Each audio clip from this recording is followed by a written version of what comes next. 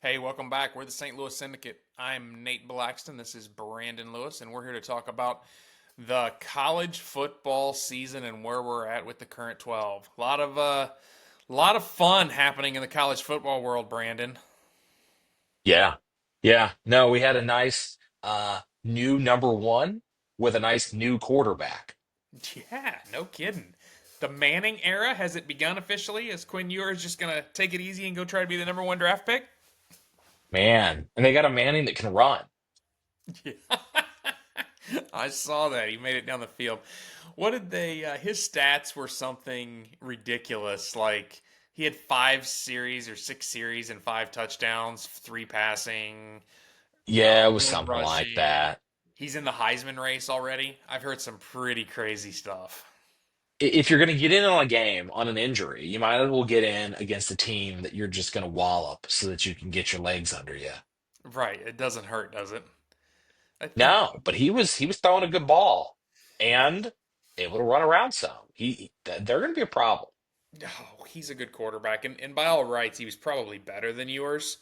But yours is good enough, and you got to give the guy credit, right? He could have thrown a fit, he could have moved different places, did a portal transfer, but he stuck it out, he Right. learned.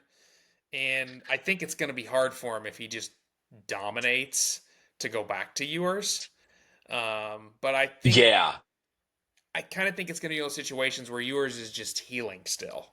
And that's going to be what it is in the press to try to keep that tamp down.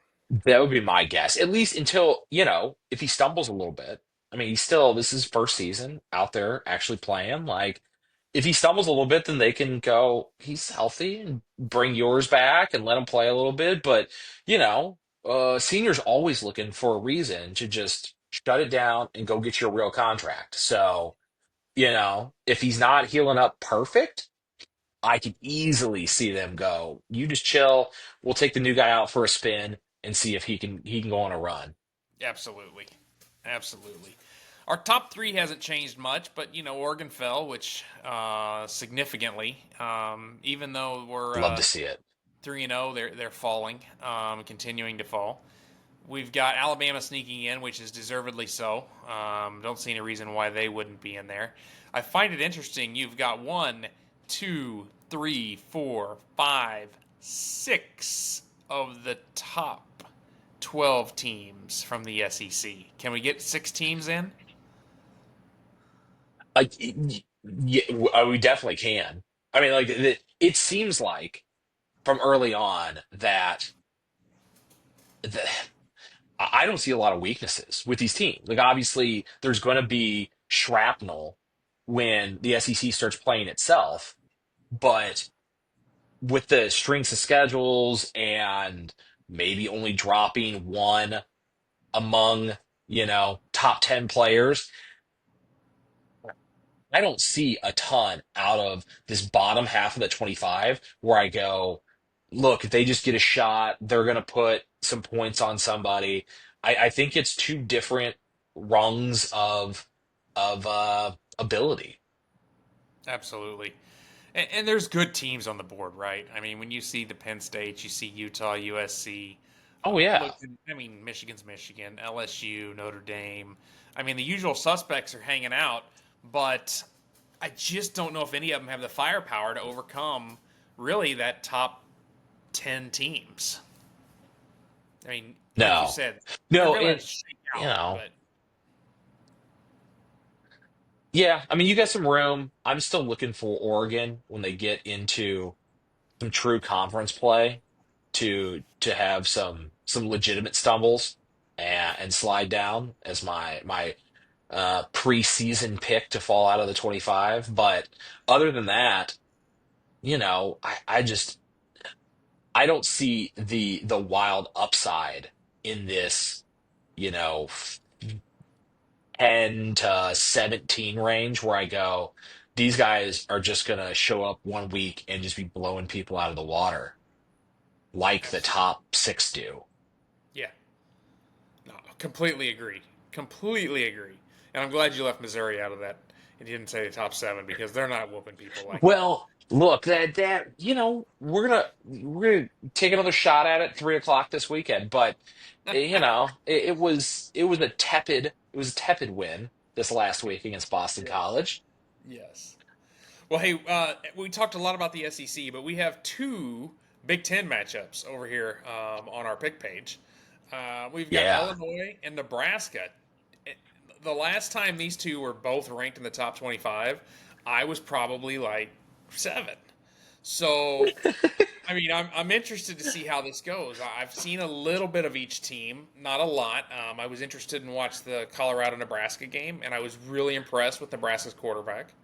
I've Yeah. seen a little bit of Illinois, but I don't think they've played the caliber of team, though Nebraska really hasn't either. I think it'll be a fun matchup. The 7.5, I think Nebraska is going to cover with ease. I think that this is probably you're looking at a Nebraska 34, Illinois 24 type game. I'm going to take the other side of it. I think Illinois, when they start to get good, they usually get on a roll. So I'm just going to take a wild stab at it. Nebraska has been on a nice streak of, more public sort of wins. So I'm going to guess that spreads a little on the high side. Okay. Highly possible, right? Take the points. Take the Yeah. points. And it's a Friday night game, and we know all about Friday night fun, don't we? Yeah, yeah, we do. I got myself bounced out of guts last Friday by taking a basketball school to try to win a football game in a soccer stadium out there in Kansas. So That's awesome. you sit there and watch UNLV slip by with the win. So yeah, you never know what's going to happen on a Friday. So you might as well take the points. Yeah. Take the points. Jesus. And, for you all out there with guts this week and you're wanting to know who we like, we really don't like anybody. But I think a couple teams to take a deeper look at is maybe Washington. They are hanging in that -10 area against Northwestern. I think they probably come back and play this. They're at home. Northwestern isn't super strong. Probably going to eke away with a win here. Take a close look, though, at Florida State. They've got Cal coming into town. Cal's just going to be happy to get out of California and go see what Florida looks like. I'm not certain Florida State's going to lose every game this year, though they're trying. So maybe take a look at that. It's a really low point spread, so those of you that like the close ones, that's a possibility. And then maybe take a peek at Louisville and Georgia Tech. Those are the ones I'm looking at. I don't know if they're going to get played yet or not. We'll find that out on Saturday when I turn my picks in. Any surprises for you, Brandon? I know you're bounced, but anything to look at? No, the Florida State would be one that I was thinking really hard about. I have a hard time since I really only play the one entry at a time to take a shot like that. But some of you guys out there that have multiple entries, it at some point, Florida State still has top recruits, bunch of NIL money being thrown around. Like they've got to take the, you know, sixth best California team and get out of there with a win. They're at home. Like let's do it. Yeah, I think hey, make your guts, right? This is the Yeah, one. exactly, It's the whole thing. exactly.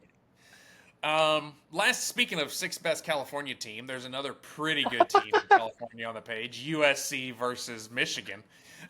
Michigan, as the reigning national champions, um, is 5.5 point dogs at home. The home dog national champion with first time Big Ten contender USC coming to town. I have to think Ann Arbor is going to be rocking the big house. Plus, they run out a new quarterback. That gets everybody jazzed. I I'm definitely taking the points. I can't say that I have high hopes for Michigan, but to lose two in a row at home against teams coming in from outside. of, the region that they usually play in, even though we've got this, weird conference now. Um, kind of in the same vein as I think Oregon's going to start running up against some real competition and it being much harder on them. I'm going to go with the same thing with USC.